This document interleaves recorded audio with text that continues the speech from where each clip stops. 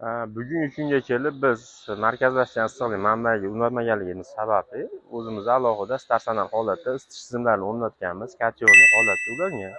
U основной endi gaz bilan elektrga ishlaydigan holat bo'ladi aka. Shu orqali qish mavsumida shundan foydalanib uyimizni isitamiz. Avvalo markazlashganga ulangan menimcha ko'proq yaxshi bo'lsa kerak deb o'ylayman. Xavfsizlik yuzasidan. Misol gaz bilan svet bir vaqtda o'zida bo'lmay qolsa, qandaydir texnik avariyalar holatida u holatda ko'mir bilan isitib bo'lmaydi, pechka yo'q xonadonlarda. Shuning uchun menimcha xavfsizroq bo'lsa kerak shu narsa deb o'ylayman.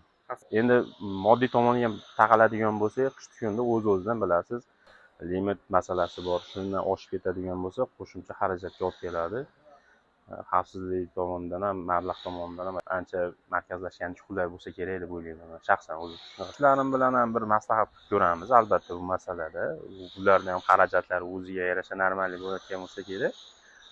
Agar ularga ham ma'qul keladigan bo'lsa, avvalo moddiy tomoni hammani cho'ntagiga bog'liq bo'ladi. Qancha arzon va sifatli xizmat yetkazib berishadigan bo'lsa, tarafdor bo'lib, qo'shlarga ham yetkazamiz albatta.